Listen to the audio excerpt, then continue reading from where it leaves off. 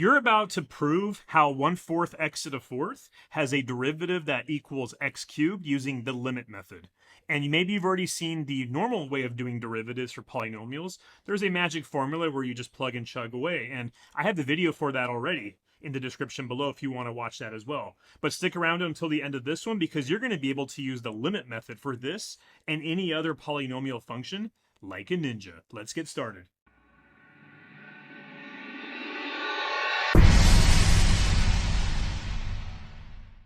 Hey everyone, Dave here. So in case you don't remember this from your calculus class, or maybe you haven't learned it yet, but this is the normal formula for finding the derivative of any function f of x.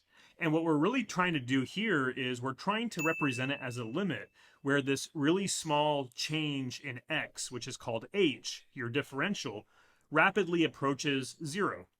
Given 1/4 x to the fourth is our function here, what that's going to look like is when we plug that into the general derivative formula represented as a limit, you're going to get the limit as h approaches 0 of 1/4 x plus h to the fourth minus 1/4 x to the fourth all over h. And the reason being, right, is that for this first term right here, f of x plus h, you're simply plugging away a value of x into the original function, which happens to be a value of x plus h. And that's where that comes from.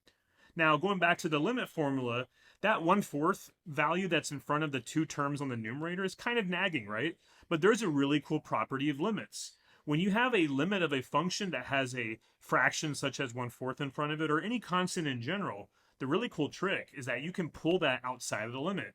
And so you'll see right here that to save ourselves some writing and to make this simpler, I've rewritten this in a way where the 1/4 is outside the limit. So now what I also want to do next, right, is x plus h to the fourth has a binomial expansion that will be very nasty, right? If we were to expand out the terms x plus h using the FOIL method 4 times directly, it's going to get a little complicated. What I like to do personally is I like to rewrite x plus h to the fourth as x plus h times x plus h all squared. It's the same thing, right? The reason being is that for the inner terms inside of the square, I can just simply use the FOIL method there, and then I'll square the result. So when we do that, we're now going to be squaring the result of x squared plus 2xh plus h squared, because as we remember, using the FOIL method, x plus h times x plus h will give us this. And then when we finally expand that out, it's a little painful, it might be a little intimidating, and I totally get it. I went ahead though, and when I wrote this out, I color-coded different terms here that can be grouped. For example, the terms that are circled in orange can be grouped because they all have x cubed h.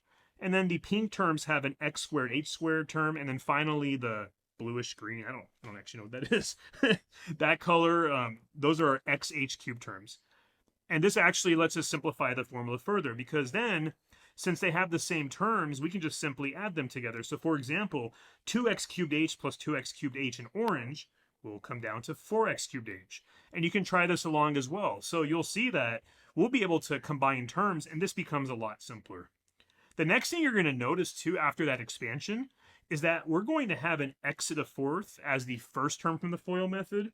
And then remembering that in the original formula for a derivative, we were subtracting the 1/4 x plus h to the fourth minus the original function, right? And going back down here, you're going to see that because we factored out the 1/4 term from everything, that leaves us with x to the fourth, and that's going to be subtracted by x to the fourth at the very end. So those terms get crossed out because they cancel to 0, and I've marked that in orange. The remaining terms have something all interesting in common. They all have an h in common. This is actually really helpful because when we started out with the problem, we couldn't just simply plug in h equals 0 because we would be dividing by 0. But that's not something that we have to worry about anymore because if you rewrite this expression in such a way that the sum of those numerator terms all being divided by h is the same thing as a sum of separate fractions where the denominator is h for each of them, for all of those, we can cancel out an h term. And so only the 4x cubed h over h term will be left with a cancellation that looks like 4x cubed, where there's no longer an h term. But for the other ones, since the numerators all have a power of h squared or more, when we cancel with the denominator, they're going to all have an h left in the expression and without a denominator. This means that if we go ahead and we just simply set h equals to 0, we're going to be left with only the first term left, which is 4x cubed h over h. And guess what? That simply simplifies to 4x cubed. And when we finally do 4x cubed times 1/4, we get our final answer for the derivative of 1/4 x to the 4th, which is x cubed. And like I said, if you want to use the simpler way of doing this, where I show you just using the derivative formula in general, make sure to check out the video in the description below. And if you haven't already, hit that subscribe button and comment below. Tell me what kind of content you'd like to see for pre-calculus and calculus in the future. I'm just trying to grow this channel and trying to see what tutorials help you guys best. And thanks for stopping by. I'll catch you later.